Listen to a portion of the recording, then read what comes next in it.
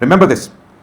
At any time, anywhere in the Muslim world are the shield against kufr, dalal, bid'ah and any misguidance. Your ulama are your shields. Within 3 to 4 generations, Persia, unfortunately, was predominantly Shia. And this happened because the ulama were killed off. The highest apostasy rate in the world today is in Iran. One of the outcomes of this influence was Jalaluddin Muhammad Akbar's apostasy from Islam. He was also called Dalaluddin Akbar because of his kufr, because his kufr was so visible and so pronounced. Sheikh Sahib, they called him also Jalaluddin Akbar, right? So the woman took the reins of power into her hand, and she was Persian. She was specifically pushing Shiaism in India. She got a very hostile and extremist 12-verse scholar to come from Iran to India to do this job. His name was Nurullah Shostari. Who is the king? Nur Jahan. She is the king. She is the king. She has coins minted in her name. Sheikh Sahib, it is shirk, of course. We know this is wrong. Why are you going to the grave and asking the Sheikh? Ask Allah. Yeah. So he went on a mad one. Cursing. And Jahangir is getting red and blue listening to this, right? And the Sunni scholars sat back and watched. You know, when your enemy is making a mistake, let him carry on, right? So Jahangir, he ordered. Shiaism has grown to the extent that it is now in your face. In your face. Everyone's talking about it. So his students came. What are we going to do about this situation? He said, okay, we're going to do something about it. And the result was Tohfa, Ithna, Ashariyya.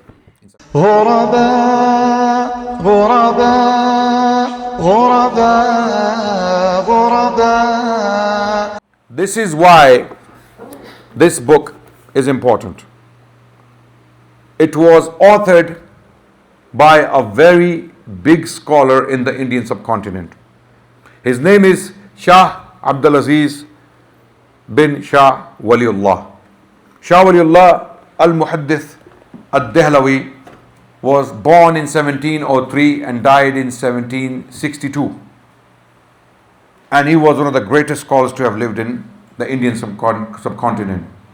Now, I must give you some background into how 12 religion spread into India and why this book was written in the first place. Because this lecture is an introduction to this work, and you must go and read this book in your respective language. Unfortunately, there is no English translation, right? So the original is in Persian, and there is a translation in the Arabic language, but it's an abridged translation, and there is a complete translation that I hold right now in my hand. It's in Urdu. Very important work. So important is this work that the 12ers, the Shias, they tried to write or attempted 25 responses. Now, why 25? Why not one? When do you need 25 responses? Sorry? When 24 fail. When 24 fail. Absolutely. Because if one was enough, right, then you don't need the second one, right? 25 responses were attempted against this work, and all of them failed, because when you read the book, it is a decisive refutation and demolition of the 12 religion, intellectually, theologically, and in terms of literature or literary sources. Okay? It's one of the most powerful, in my personal opinion, it is one of the most powerful refutations of the 12 religion. Even more so than Shaykh al-Islam Ibn Taymiyyah's Minhaj al-Sunnah. Minhaj al-Sunnah is written in response to one Shi'i scholar called Ibn al-Mutar al-Hilli. Okay, that is a different story. We can do another lecture on that later on, inshallah. But this is a very comprehensive response, and it is much more informed in many different respects than Minhaj al-Sunnah of Ibn Taymiyyah, rahimahullah. Why did Shah Waliullah and Shah Abdulaziz write on this topic? Very quickly, I want to give you background. After 12 religion was established in Iraq and Persia, mainly based in Kufa and Qum later on, because most of these works of hadith were finalized in Qum. For example, Muhammad bin Yaqub al-Kulaini, the author or the collector of Al-Kafi, okay, he collected his reports allegedly in Baghdad for 20 years, and then he transcribed or finalized his work in Qum. And likewise, Ibn Babawayh Qumi, who was the author of Man La Yahdur al-Faqih, and At-Tahdhib, he also compiled these two works in Qum. He was Qummi. He was from Qum. So the religion basically pretty much was formalized, canonized in Qum, not in Kufa. It was initiated in Kufa. The ideas came from Kufa. The intellectual impetus, okay, the basic foundational ideas were formalized in Kufa, but they were given meat, right, or information and literature in Qum. That's where the religion was born. It was formalized and canonized and then preached. And then some dynasties, powerful dynasties, ended up adopting this religion over time. For example, one of them was Bujid dynasty or Buwayhid dynasty. They dominated the Abbasid Empire for some time. Then we had other splinter groups with different ideas and beliefs, like the Ismailis. Okay, Ismailis are not 12ers. They are not 12ers. Now today they are a small minority. They have always been a small minority. Ismailis they managed to take Egypt for them, and they created a caliphate called the Fatimid Caliphate, which was a thorn in the throat of Islam, right in the middle. They controlled one of the most powerful countries in the world at the time, Egypt. Egypt was one of the most powerful countries, one of the richest countries agriculturally, specifically because of the River Nile, and they dominated that country for 200 years until Sultan Salahuddin Ayyubi dismantled it to fight the Crusaders, because they could not fight the Crusaders and liberate Al-Quds until Fatimid Caliphate was dismantled. Okay? But then there were other dynasties that took power from time to time, or some influentials, they continued to work within the body of the Ummah. But some of the religious ideas of this system, Twelverism, were very much detrimental to the well-being of Sunni Islam. So they always worked in sinister ways, okay, against the interests of larger Sunni Muslim dynasties. So there was a lot of harm that was caused, and the topic of today is not the Shia Sunni history or the conflict between the two systems, right? The topic is today, so I'm going to come back to it. So why did Shah Abdul Aziz write this book in India in the 18th century?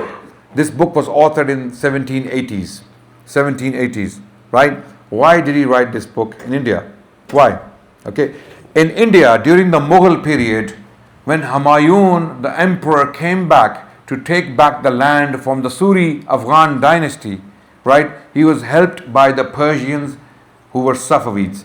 Safavids were a group of people who had taken the land of Iran. Iran was majority Sunni Shafi'i country. 90% of the people of Iran were Sunnis, following the Shafi'i madhab predominantly, and of course there were Hanafis there as well, and there were Ashabul Hadith there. Great Hadith scholars were born in Persia, in Iran. So they were following Sunni Islam, and to be precise, exactly 1501. In the year 1501, this group of extremist Twelver soldiers comes in, led by a man called Shah Ismail al-Safavi, a Sufi, also known as Sufi, right? He came in, okay, and he followed a specific Sufi version of Shiaism, Twelverism, right? So he mingled Sufism with Twelverism, and Sufism was well established in Iran, so he tried to use his Sufi inclinations to encourage people to follow him and to trust him and to believe in him. But in reality, he was a Twelver who wanted to make all of Iran a Twelver religion, a Twelver territory. How would you do that now? How would you do that? You would have to force the entire population into Shiaism. He couldn't do that. He didn't have the army to do so. So what he did was, because he dominated Persia militarily, he went after the ulama. Ulama, remember this, at any time, anywhere in the Muslim world, are the shield against kufr, dalal, bid'ah, and any misguidance. Your ulama are your shields. The moment your ulama fall, the moment they are compromised, your religion will be corrupted. Your beliefs will be corrupted. And this is exactly what Ismail al-Safavi and his Qazalbash army knew. They knew, if you want to make these people Shia, Twelver, you must deal with the ulama first, because they are the ones who are going to stand in our way. They will challenge us because we cannot debate them. We don't have the arguments. Kill them all. So they went on a killing spree and they killed ulama. Majority of the ulama either had to leave Persia to save their lives, or they had to get killed. A great scholar of Islam called Mullah Ali Qari. Mullah Ali Qari. He was a personal witness to all of this. He was from Persia and he had to migrate to Mecca with his family. And that's where he wrote most of his works. You know, the author of Mirqat, the Sharh of Mishkat al-Masabih, right? Mullah Ali Qari, one of the greatest scholars from the Hanafi background, you know. He was a Hanafi, followed the Hanafi school. He witnessed all of that destruction. He even talks about it and how they had to step over dead bodies in order to escape. This was the Safavid destruction in Iran. It's well documented. It's perfectly put down by academics, and academics have written history of how Shiaism was established in Persia over time. Okay, so when the ulama were killed, what happened? Those ulama were replaced by 12 scholars. These 12 scholars started to teach the awam, and those people from the awam, from the masses, those who resisted, were easily killed by the Qazalbash contingent of the Safavid army. Within 3 to 4 generations, Persia, unfortunately, was predominantly Shia.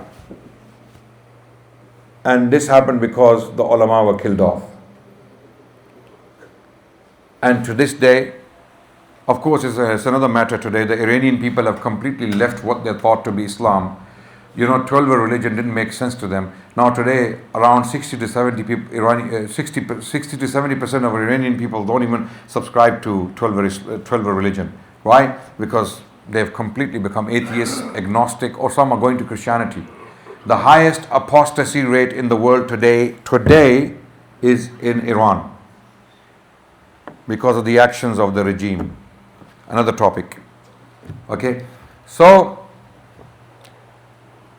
when the Safavids were fully established in Persia militarily, and they had the government in their hands, they started to meddle in the affairs of neighboring countries. One of those neighboring countries was what? India, Mughal India. So they tried to influence Zahiruddin Muhammad Babur. When he invaded India, they said, we will give you an army, but you have to become Shia. You have to wear black clothes.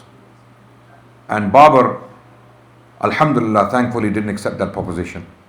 And this is why you see, when you see the coins of Zahiruddin Muhammad Babur, which I possess in my personal collection, you will see his name on one side, and then you will see the name of the 4 caliphs. Okay? Abu Bakr, Umar, Uthman and Ali. Confirmed Sunnis. Likewise, Humayun, when he escaped India, when the Suris came into power, one of the Mughal generals who were previously a Lodi general, an Afghan general called Farid Khan, his name was Farid Khan, also known as Sher Shah Suri, mashallah. Sher Shah Suri, he comes in and he rebels against the Mughals, and he kicks Humayun out. Where does he go? He goes to Persia. He takes refuge in Persia. In Persia, Humayun is now waiting for his chance to come back to India to defeat the Suris. And he sees his chance after the death of Sher Shah, who was a very powerful king. Very, very powerful king. But he died in a battle. And his sons couldn't hold on to power, so Humayun saw his chance. So long story short, he comes back with Persian support. With him comes a large contingent of Persians. They bring the Shiaism with them. Up to this time, there is hardly any Shiaism or Twelverism in India. But Humayun brings a large army with him, who are given high positions after taking India from the Suris. He gives these Persians, for supporting him, high positions. He doesn't become Shia himself. His sons are not Shia. His children are not Shia. But he gives them high positions. They take advantage of this situation and they bring ulama, they import ulama from Iran into India. So these Shia ulama are backed by very powerful Mughal factions who are Shia. Sheikh, I hope it's not getting too long. Yeah, okay. This is very important information. You have to know why this book was written, right? Okay. So these very powerful factions who were already established in governments and had strong militaries backing them, and they were Persian, they were Shia, Twelver, right? They started to import scholars and they started to pursue the same plan they had already implemented in Iran. They wanted to do the same in India. So they started to import Shia scholars from Persia into India. So you now see Shia scholars all over Mughal India, stationed in Mughal capitals, including the Mughal court. They are there to influence Mughal emperors, and some of them unfortunately caused major damage. One of the outcomes of this influence was Jalaluddin Muhammad Akbar's apostasy from Islam. He was also called Dalaluddin Akbar because of his kufr, because his kufr was so visible and so pronounced. Sheikh Sahab, they called him also Jalaluddin Akbar. Yeah, the misguidance of the deen and the biggest kafir, right? That's what the ulama called him after he apostatized. But what caused that apostasy? You see, he was illiterate. He was only 13 when he came to power. Humayun, when he came back with the Persian army, when he took India, within 1 year he died, having fallen from his library stairs. He died. He rolled down the stairs. He was an opium addict, right? Maybe he was high. He fell and he died. And now power comes into the hands of his son Akbar, Muhammad Akbar. Okay? Initially, he was very religiously dedicated. He would even lift the slippers of the ulama to put them in front of them. He was so respectful towards the ulama. But over time, his religious ideas got corrupted because of the influence and the people around him. And some of those influences were Twelvers, right? For example, a question came up when he was ruling. He wanted to have multiple wives. He wanted to have a large harem.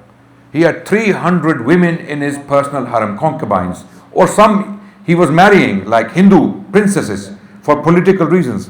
One of his famous, Rajput princess he married, the mother of Jahangir, right? She was a Hindu Rajput princess, right? And Islamically, Muslims cannot marry Hindus.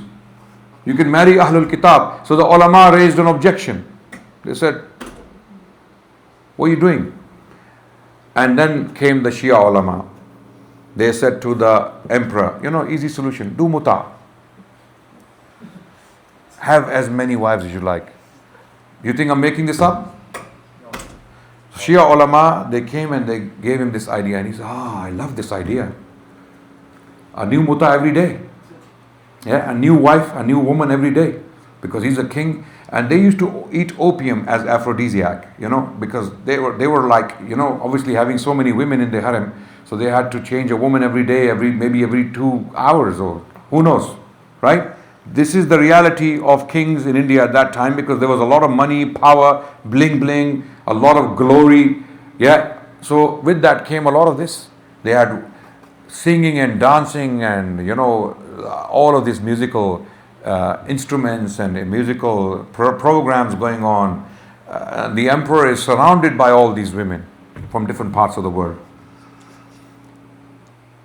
Then Jahangir, Akbar's son, marries a Persian woman called Noor Jahan. And there were coins minted in her name. Jahangir was himself an opium addict and also used to drink a lot. Okay? So he was hardly sober. Right? So the woman took the reins of power into her hand, and she was Persian. She was specifically pushing Shiaism in India. She got a very hostile and extremist Twelver scholar to come from Iran to India to do this job. His name was Nurullah Shostri. Remember this name? Nurullah Shostri. Very big name. And he even wrote books cursing the Sahaba and all sorts of things. Yeah. So when he came into India, he started to attack Muslim scholars. And the Muslim scholars now fear for their lives, because who is the queen? Who is the king? Noor Jahan. She is the king. She is the king. She has coins minted in her name. Sheikh Sahab, are you enjoying the history? Yeah.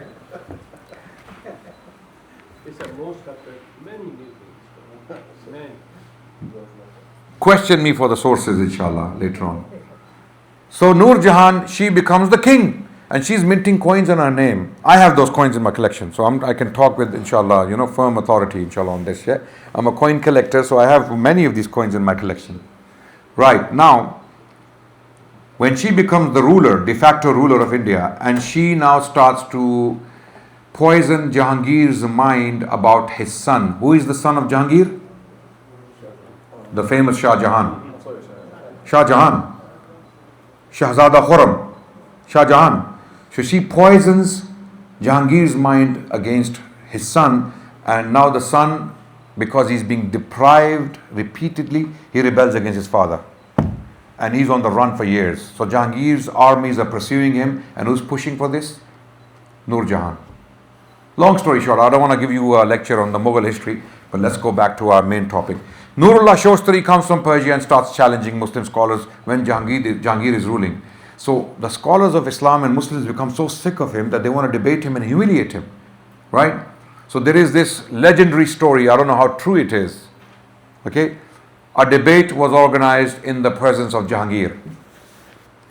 Okay?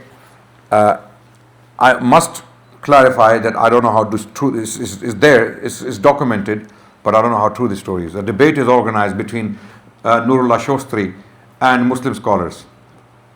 And Jahangir, the emperor, is there, Noor Jahan is there. So whenever Noor Jahan did not agree with anything Jahangir decreed, she would stop him. She would prevent him. And Jahangir was so much in love with her, he was so mesmerized by her charms that he would comply. So the debate is taking place in front of the emperor. Nurullah Shostri is a Persian scholar. He doesn't know about the culture of India that much. He doesn't know who the saints are and what their status is with the Mughal emperors. You remember Jalaluddin Muhammad Akbar walked barefooted to a tomb of a Sufi saint. You know the story, yeah? And whose tomb was that? Khwaja Salimuddin Chishti. He goes to his tomb walking, and he goes there for a mannat to ask for a son, which is shirk, of course. We know this is wrong. Why are you going to the grave and asking the sheikh? Ask Allah. Yeah, but this was well established in India. This kind of bid'ah and shirk was well established in India at the time. Unfortunately, still is. It still is. Yeah, unfortunately. And the Mughal emperors have a lot to do with it, because they promoted it on the state level. When the emperor himself is walking barefooted to a tomb, so he went to this tomb, the tomb of Khwaja Salimuddin Chishti, and he asks for a son, and he gives birth to a son. And when it is time to give birth, his Rajput wife gives birth to that son. Guess where? Inside the tomb. Later on, of course later when because Akbar believed the son was given by the sheikh, so the son must be born within the vicinity of the tomb. And the son was named what? Salimuddin Jahangir. He was named after the sheikh. Who was the sheikh? Salimuddin Chishti. So the name of Jahangir was Salimuddin. Jahangir is his title, but his name was Salimuddin. So now when this debate is taking place between Nurullah Shostri and Sunni scholars, one of the Sunni scholars asks him, he knows that this guy is cursing the Sahaba and all the Sunni figures. So he asked him deliberately, what do you think of Khwaja Salimuddin Chishti? So he had no idea, Nurullah Shostri had no idea about this story, how important Salimuddin Chishti is to the royal family. In fact, the emperor is named after him. So he went on a mad one. Cursing. And Jahangir is getting red and blue listening to this. Right? And the Sunni scholars sat back and watched. You know, when your enemy is making a mistake, let him carry on. Right? So Jahangir, he ordered, Jallad, you know what a Jallad is? Jallad is the executioner. He ordered his executioner to pull his tongue physically from the root. Pull his tongue. And Noor Jahan, she got involved. And Jahangir, who was a drunkard, by the way, this is a famous story, and again, to emphasize, I don't know how true it is, but it's a well-known story, so I'm telling it to you, right? Don't come back to me later in the comments, liar. Okay? But it's a well-known story. And this saying is a very powerful saying that's attributed to Jahangir. When Nur Jahan got involved and tried to prevent him, he said, Jan iman, Jan dadem, iman nadadem. He said, my Jan, my love, I will give away my Jan, I'll give you away, but I will not give away my iman. Jan iman, Jan dadem, iman nanadadem. Persian, this is Persian. And Nurullah Shostri was definitely killed. This is historically established that Nurullah Shostri was killed during the reign of Jahangir for all his bakwas against the Sahaba. He was killed. This is historically established, this much. But this story, I don't know how true this story is. It's told in some sources.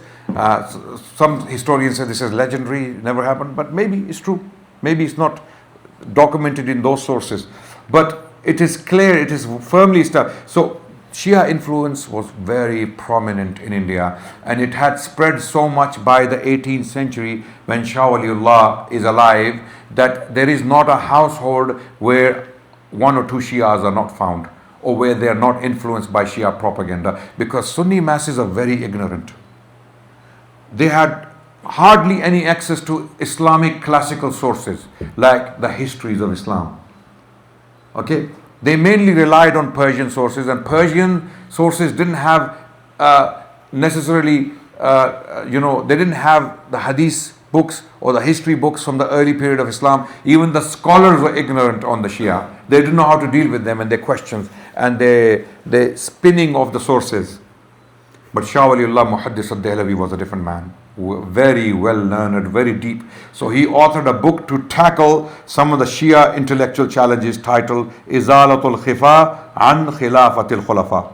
Very powerful book in establishing the authenticity and the legitimacy of the caliphate of the Shaykhain and Uthman radiallahu anh. Now by the time his son is a young man in his middle age, Shiaism has grown to the extent that it is now in your face. In your face. Everyone's talking about it. So his students came. What are we going to do about this situation? He said, okay, we're going to do something about it. And the result was Tohfa, Ithna, Ashariyya in 1780s. In this time when Shah Abdul Aziz was writing this book, when he authored it, he was committing suicide because much of the Mughal nobility had already been influenced by Shia thought. The general of the army was Najaf Khan. Najaf Khan was a Shia, and he was assassinating scholars. In fact, Mirza Mazhar Jane Jana, a very well-known scholar in Delhi at the time, was assassinated by his orders. So Shah Abdul Aziz was committing suicide, effectively. But he authored this book. And this is one book that completely takes away the rug from the feet of this religion, wallahi.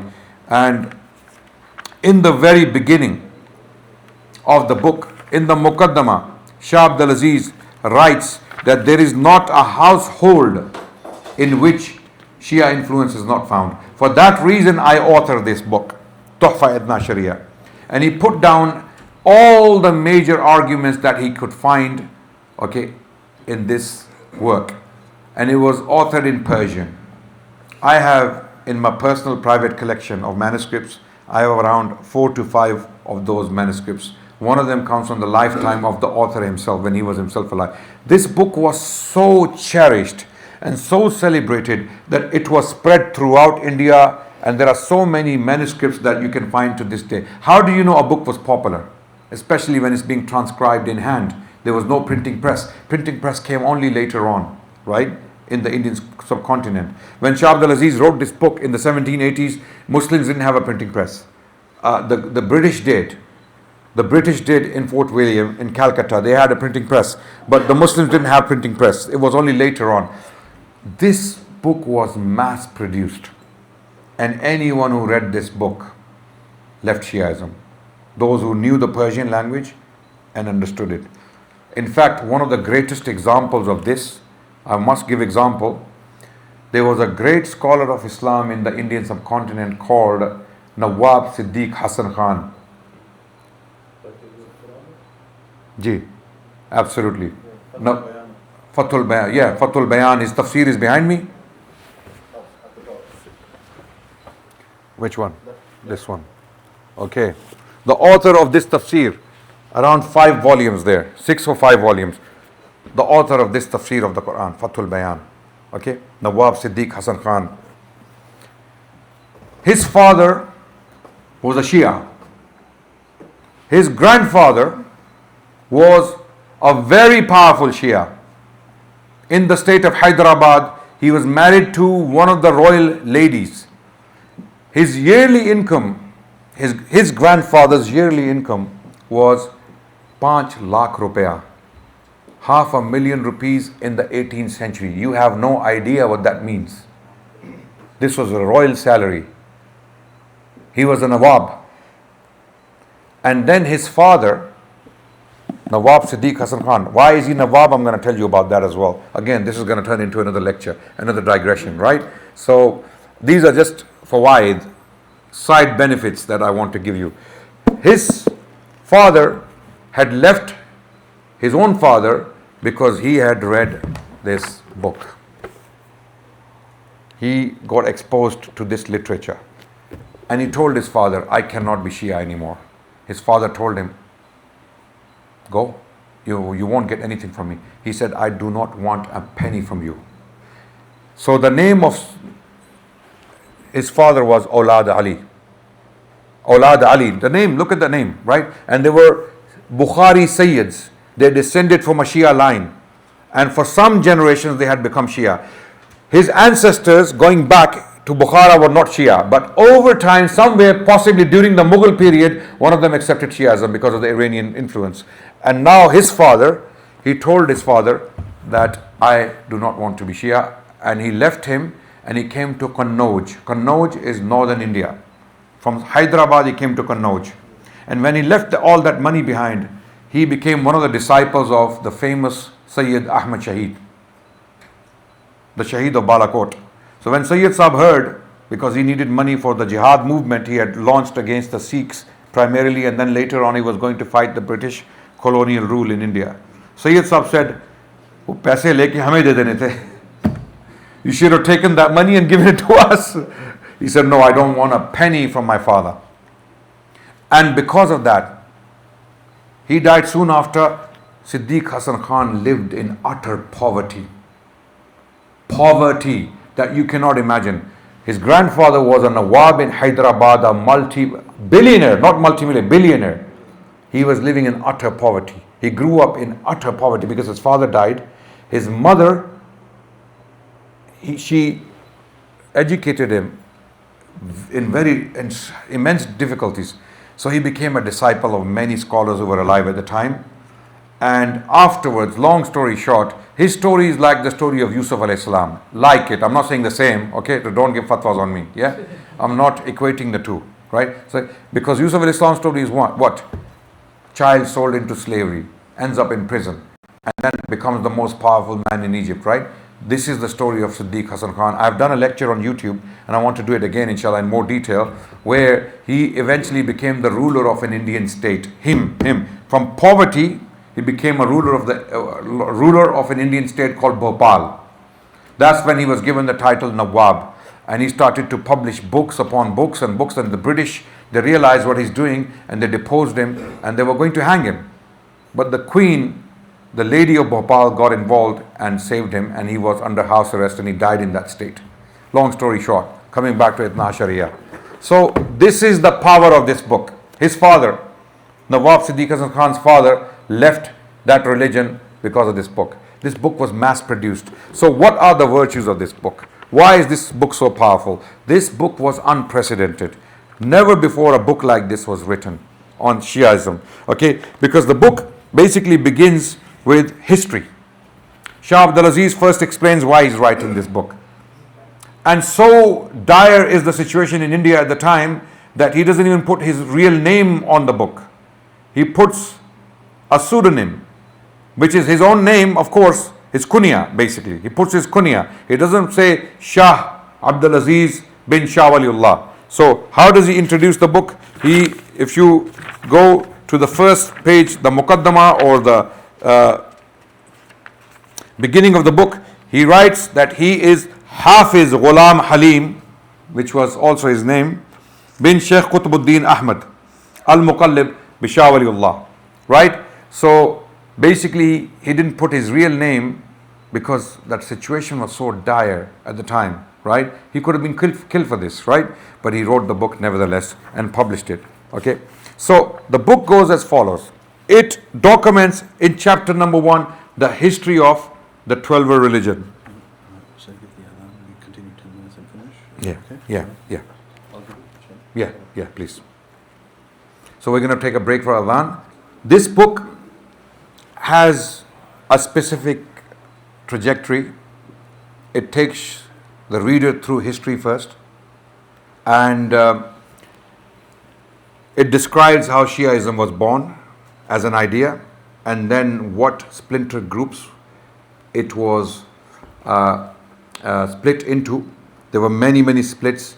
He mentions many groups of the Shias. For example, he talks about Ghali Shias or extreme Shias. They had 24 groups, and he mentions every single one of them in detail.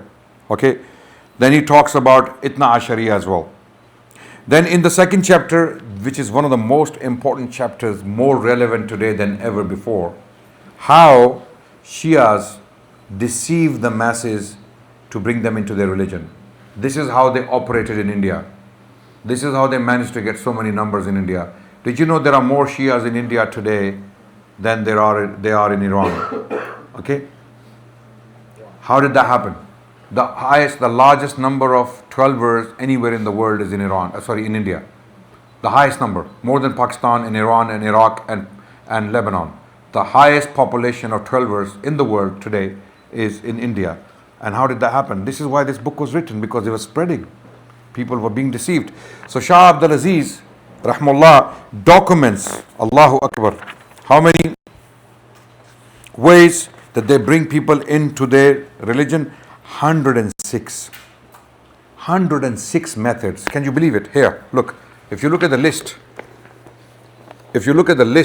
it goes on and on and on. And this is a study of behavior, of methodology, of literature, of theology, as to how 12ers, their scholars, their propagandists, deceive common Muslims to bring them into their religion. We were talking about the Ahmadi community earlier, how the Murabbis play games with the Quran and the Hadith to bring people into their religion. You can write a book on their methodology and their ways as well. Here, Shah Abdul Aziz, this is why this book is one of the most important books. You will not find this treatment, this scientific, meticulous study of 12er methodology to bring people into their religion more than this book.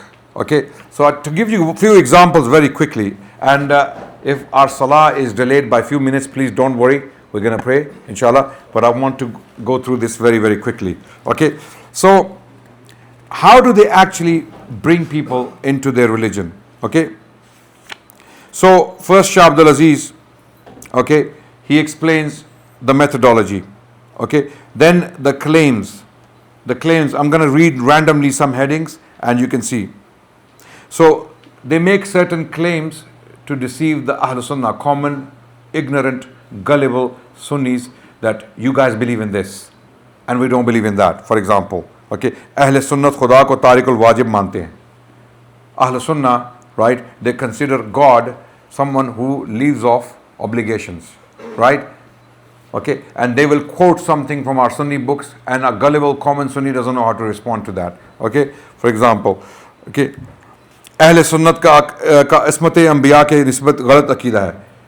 The way Ahl Sunnah believe in the infallibility of the Prophet is incorrect.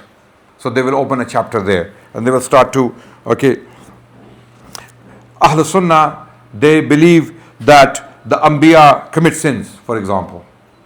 It's a trap. It's a trap question. 5-6 के अलावा तमाम सहाबा अहले बैत से बुग़्ज़ रखते थे. Apart from 5-6 Sahaba, all other companions of the Prophet, they hated the Ahlul Bayt. So these are all trap questions They throw these traps, open a conversation, and start putting doubts in the minds of gullible Sunnis. Okay, then they will claim that the religion, the 12 religion is true and Ahl Sunnah are upon batil. Then they will claim that the three caliphs of the three caliphs, they tempered the Quran. Okay, then they will even forge reports in the love of Ali bin Abi Talib. They have forged tons and tons and tons of reports in the books. Then Shah Abdul Aziz also mentions that some of them will go to such lengths that they will join Sunni institutions, study in them for years, and then come out and get a degree, and they will say, you know what, I was this and this, I'm a mufti, I'm a Maulana, I'm a sheikh, and now I'm Shia. Shiaism is true, I accepted it. Shah Abdul Aziz mentions that this was happening. Okay, we have an example of that today. There are few examples in Pakistan. There is this chap called Mufti Fazal Hamdard. Yeah, the guy is wearing a topi like Sunnis. He dresses like Sunnis. He goes, I'm a mufti. I was trained in a Sunni seminary. I am now, and he doesn't say I'm Shia, but everything that comes from his mouth is 12 propaganda. Then we have this guy called Engineer Muhammad Ali Mirza. He will never say I'm Shia, but everything comes from his mouth is 12 propaganda. For all practical reasons, he's a Rafidi. He insults the Sahaba. He has insulted Aisha radiallahu anha, calling her zalim. She was an oppressor. He insults Muawiyah radiallahu anhu in extreme language. And those who love Muawiyah because he was a companion of Muhammad Rasulullah sallallahu alaihi wasallam, he calls them Mamu Party. Mamu Party. Those who know Urdu, they know what that means. Right? So there are individuals today in Pakistan who are dressed like Sunnis, but everything that comes from their mouth is 12 propaganda. And Shah Abdul Aziz highlighted this 250 years ago in this book, Tohfa Ashariyya. The problem is our ignorance. We don't know how these people work. We don't know even our own sources. Most of us here, I don't think, have read this book or even know about it. Unfortunately, there's no English translation of it to save our people, right, from these traps. And there are so many other, I can't go through all 106 traps they use. You're going to have to check out the book. Okay. Then he also goes through the history of the Aslaf, the elders, the founders of the 12 religion. He mentions a lot of them. Okay. Then he talks about the types of hadith. Chapter 4 is about the types of hadith the Shias have and their chains, the type of people in the chains. So he goes through the Rijal. This is very unique for 18th century. Prior to this, a scientific study to this depth wasn't conducted by a Sunni scholar. This is why it was such a devastating blow to the 12ers. They had no idea what to do about it. The Nawabs, some of the very powerful princely rulers in India, were 12ers, Shia. And they got their scholars and they paid them money. Do something. Get scholars from Iran. Write a response. We are losing people. And they said, we can't. And they attempted 25. As you said, 25th is attempted because 24 were not enough. Right? So this is the reason. The reason is Shah Abdul Aziz pulled the rug from the feet, the very feet of 12 religion. Okay, he completely took away all their foundations and dismantled them systematically. This is why this book is so important. Okay, then the 5th chapter is about Masail Ilahiyat, how the Shias believe in Allah and how we differ in those beliefs. Okay, how the Shia beliefs about Allah are so crazy, so erroneous that any sane person cannot possibly come to believe in those things by yourself. You have to be conditioned to believe that stuff, right? One of the aqaid, one of the beliefs he highlights is the aqidah of bada, that Allah subhanahu wa ta'ala has bada. What is bada? Allah changes his mind. This is like Mirza Ghulam Ahmad Qadiani, right? Yeah, Mirza Ghulam Ahmad Qadiani, Allah changed his mind so many times in the writings. So Mirza, yeah, Taqdeer Mubram and Taqdeer Muallaq, yeah. Mirza Ghulam Ahmad Qadiani, he would make a prophecy, and when it would fail, he would claim Allah changed his mind. But still he would hope that it would happen. And he died desiring all those prophecies be fulfilled, but none of them. You know, Imtiaz Bhai makes this claim very powerfully. Not one prophecy of Mirza Ghulam Ahmad Qadiani came true. Not one. Not one. He wrote, even if one was unfulfilled, I'm a liar. But even not one was fulfilled. That's not the... So here, the 12ers believe that Allah had bada. How? Remember I mentioned earlier the debates that were going on about choosing imams, who is going to be the next imam. So according to the 12 sources, Imam Ja'far as-Sadiq had already announced that after him, who will be the imam? Ismail. His son, Ismail, who is older than Musa Kadhim. Okay? So Imam Ja'far as-Sadiq, how is he speaking? He's speaking on the authority of Allah. Because who appoints the imam? To the Shias, who appoints the imam? Allah. Just like prophets are appointed by Allah, imams are also appointed by Allah. So Imam Ja'far as-Sadiq announced within his life that after me, imam will be Ismail. Guess what? Ismail dies. When Ismail died, all the people, all the followers of Imam Ja'far as-Sadiq, they had to come up with an explanation. Because now the imam will have to be Musa Kazim. So, because the declaration came from Allah, and Allah killed Ismail, radiallahu an, okay, rahmatullah alayh, Allah took him. So, how did they respond to this? Because now everyone is believing that Allah is the one who made the declaration. Allah is the one who declared it. They came up with this belief called Allah had bada. Bada is Allah changed his mind. Allah changed his mind, therefore Musa Kazim is going to be the next imam. Allah changed his mind. As if Allah does not. Now this Aqidah in itself is kufr. Why? You know why? Because it assumes a position that Allah doesn't know the future. If Allah had known the future, He would never make the declaration, because He is the one who is... Allah would know that He will change His mind. Yes or no? If Allah knows the future, which Allah does, He would know that He will change His mind.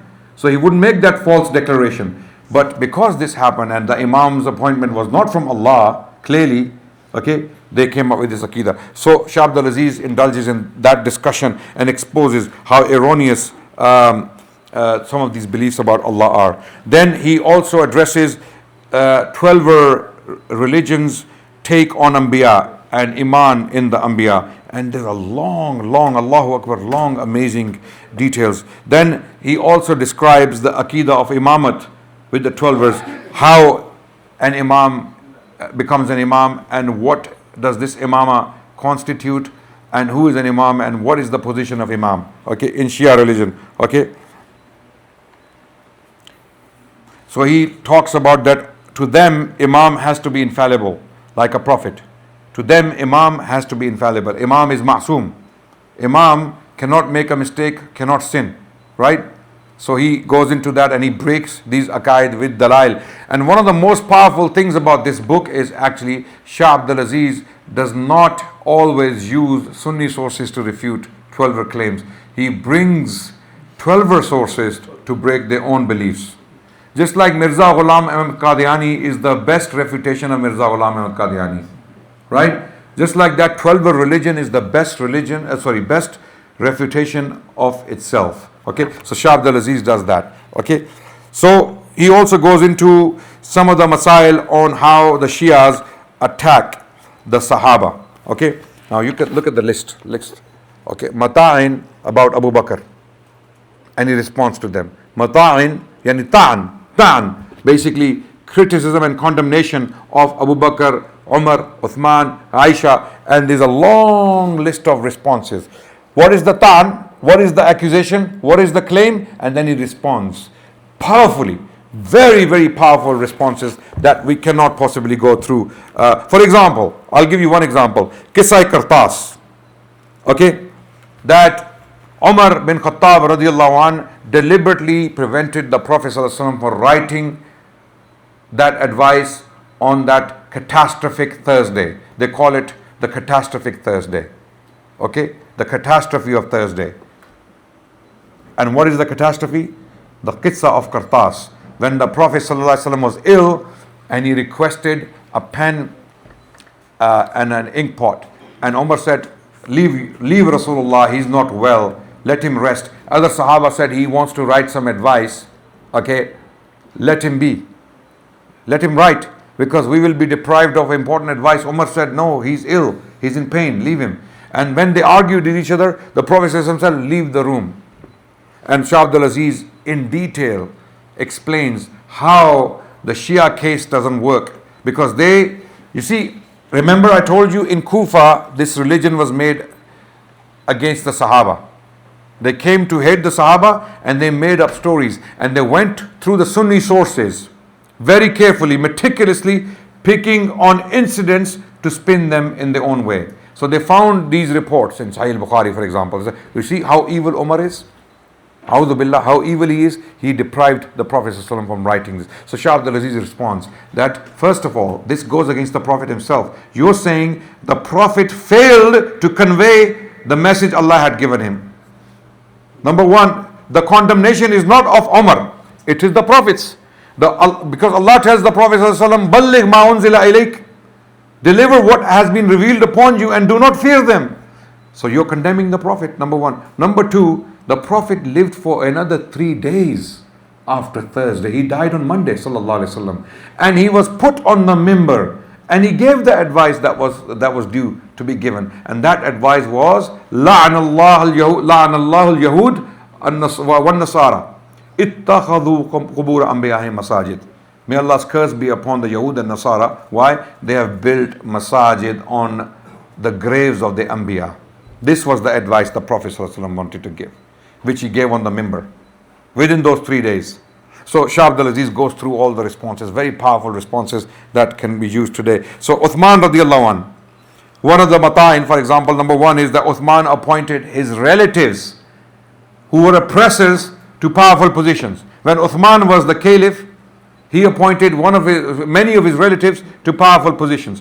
I know the salah time is coming close, so we're going to have to end inshallah very, very soon. So to cut the long story short, my brothers and sisters, those of you who are watching, you must get your hands on this book, Tohfa, Ithna, Ashariyya, if you are serious on the 12 religion and how to engage with them. With love and compassion, of course. There's no hate here.